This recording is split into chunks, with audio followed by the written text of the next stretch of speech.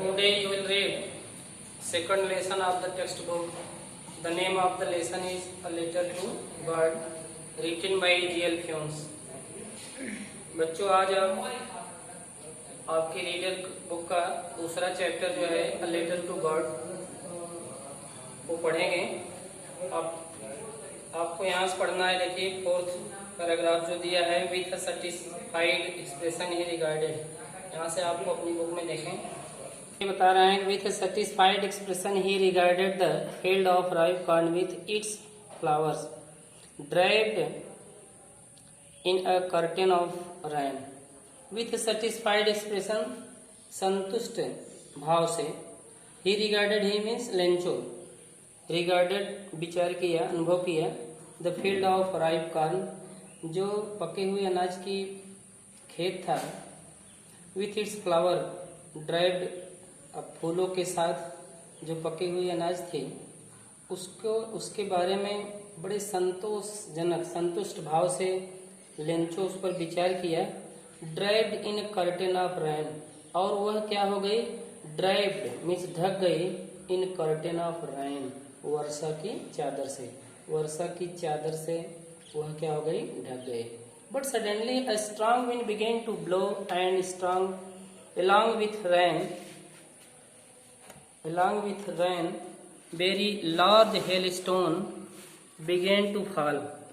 बता रहे हैं लेकिन अचानक ही strong wind began to blow, तेजी से हवा बहना शुरू हो गई, and along with the rain और वर्षा के साथ साथ very large hailstone began to fall, बहुत बड़े बड़े hailstone ओले बिगेन टू फॉल गिरना शुरू हो गए। वर्षा के साथ साथ बहुत बड़े बड़े ओले भी गिरना शुरू हो गए। These truly did resemble new silver coins, ये सचमुच नए नए चांदी के सिक्के के समान मालूम पड़ रहे थे। रिजेंबल मीन्स समान लगना। जो वर्षा की बूंदें थी looked like new silver coins, ये कैसे दिखाई देती थी, नए नए चांदी के सिक्कों के समान दिखाई देती थी। The boys exposing themselves to the rain, जो लड़के थे एक्सपोजिंग देमसेल्फ, वो एक्सपोजिंग मीन्स खुला छोड़ दिए, देमसेल्फ स्वयं को, टू द रेन बच्चे लड़के स्वयं को वर्षा में खुला छोड़ दिए।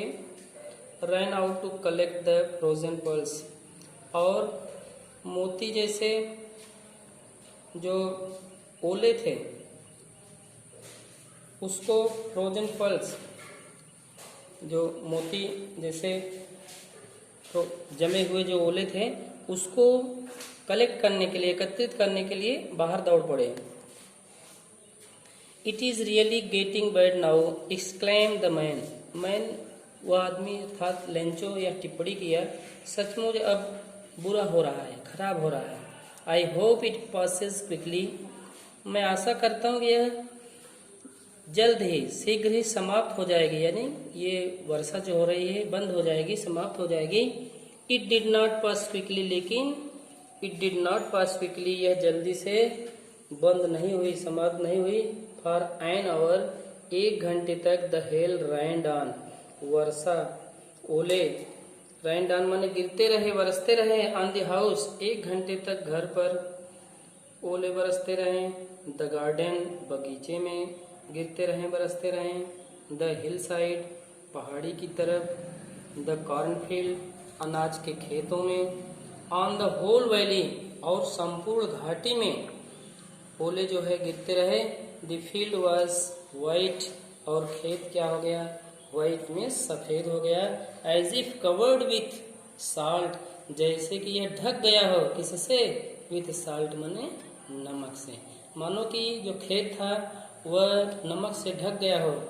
Not a leaf remained on the trees, पेड़ों पर एक भी पत्ती नहीं छूटी। रिमेन माने बचे रहना, छूटना, तो पेड़ों पर एक भी पत्ती छूटी नहीं रही। The corn was totally destroyed, जो फसल थी, अनाज थी, कॉर्न मीन्स अनाज, वॉज टोटली डिस्ट्रॉयड, वह पूर्ण रूप से पूर्णतः क्या हो गई, डिस्ट्रॉयड, डैमेज, सब क्या हो गई, नष्ट हो गई, नुकसान हो गई। The flowers were gone from the plants, पौधों पर से जो फूल थे वे भी गिर गए। Lencho soul was filled with sadness, Lencho की आत्मा फील्ड भर गई विथ सैडनेस, किससे? दुख से। लेंचो की आत्मा दुख से भर गई। When the storm had passed, जब तूफान समाप्त हो गया, बीत गया, he stood in the middle of the field, वह खेत के बीच में खड़ा हुआ, and said to his sons, और अपने पुत्रों से कहा।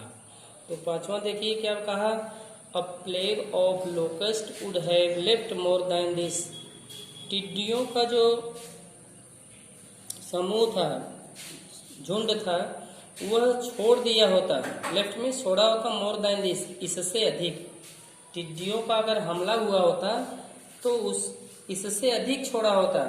The hail has left nothing, लेकिन ओले ने तो कुछ भी नहीं छोड़ा। This year we will have no corn, इस वर्ष हमारे पास कोई भी अनाज नहीं होगी, नहीं रहेगी। दैट नाइट वॉज सारोफुल वन, वह रात जो थी एक दुखदाई रात थी। ऑल आवर वर्क, हमारे पूरे कार्य का, फॉर नथिंग, कुछ भी नहीं हुआ। हमारा जो हम लोग परिश्रम जो मैं किया था उसका कुछ भी रिजल्ट नहीं, फॉर नथिंग, कुछ भी नहीं। There is no one who can help us, कोई भी नहीं है जो हमारी मदद कर सकता है। We will all go hungry this year, हम लोग इस वर्ष भूखे रह जाएंगे। But in the hearts of all who live in the solitary house in the middle of the valley, लेकिन in the hearts of all, लेकिन उन सभी लोगों के हृदय में, दिल में, who lived in that solitary house, जो उस एकांत घर में रहते थे, in the middle of the valley, घाटी के मध्य में, उन जो सभी लोग एकांत घर में रहते थे, उन लोगों के हृदय में there was a single hope, केवल एक ही आशा थी, हेल्प फ्रॉम गॉड, वह कौन सी आशा थी? ईश्वर से मदद की।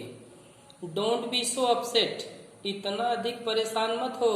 Even though this seems like a total loss, यद्यप ऐसा प्रतीत होता है कि सब कुछ खो गया है, नष्ट हो गया है, इतना अधिक परेशान न हो। रिमेम्बर, याद रखो, no one dies of hunger, कोई भी भूख से मरता नहीं है, कोई भी भूख से नहीं मरेगा। दैट इज व्हाट दे से, इसीलिए लोग कहते हैं no one dies of hunger, कोई भी भूख से मरेगा नहीं, कोई भूख से मरता नहीं है।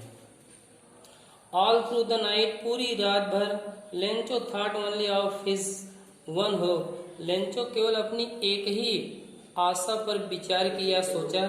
वह कौन सी आशा थी? द हेल्प ऑफ गॉड, ईश्वर से मदद की।